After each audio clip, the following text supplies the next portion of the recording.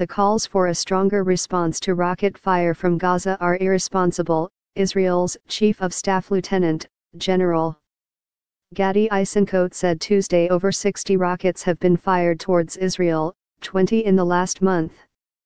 This is something that we will not accept. We are carrying out various covert and open efforts, including promotion of restraining factors, Eisenkot said at a conference at IDC Hertlia dedicated to the subject of the IDF in Israeli society in memory of former Chief of Staff Amnon Lipkin-Shahak. Be the first to know, join our Facebook page. Function, D, S, ID, var JS, FJS equal D get elements batag name, S, 0, if, D get element bid, ID, return, JS equal D creatilement, S, JS.ID equal ID, JSSRC equal / connect facebook.net/n_us/ all JS number XFBML equal 1 and app ID equal 1634148068997, FJS parent node insert before, JS, FJS, document, script, Facebook JS SDK, deterrence is not built in a day, and does not crumble in a day. He added the continued rocket fire towards southern Israeli communities has led to many officials calling for a stronger response, including Mayor of Sderot Alan Davidi. A number of rockets have the city, including one which hit a kindergarten in mid-December.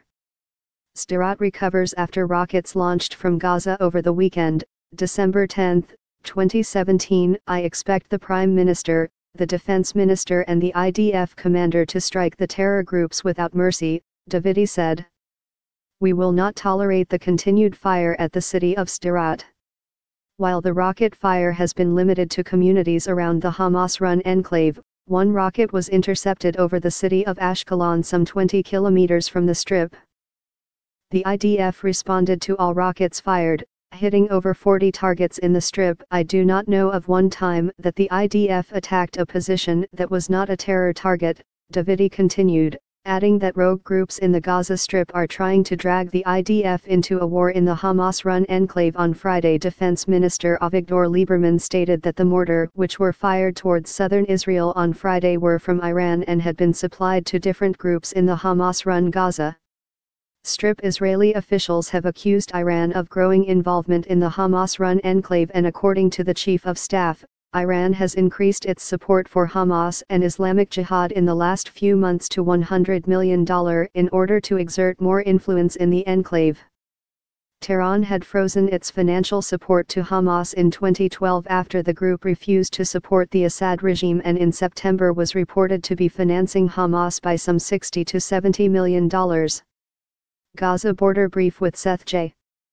Franceman Chief of Staff warned that the influence of the Iranian umbrella is a multidimensional threat that is the IDF's biggest challenge. The first threat, he said, is the Islamic Republic's desire for nuclear weapons, and the second is the tremendous effort of Iran's Revolutionary Guard Corps Quds force to create a Shiite crescent from Iran to Lebanon, Syria, Yemen, Bahrain and even the Gaza Strip. According to Eisenkot, the dire humanitarian situation in the Strip, which led Hamas to reconcile with the Palestinian Authority, can lead to instability. While the IDF does not intend to escalate the situation, Hamas is trying to carry out terror attacks in the West Bank in order to keep the Gazan front quiet. Since the beginning of the latest wave of violence to hit Israel and the West Bank in 2015, numerous Hamas attacks have been thwarted by security forces.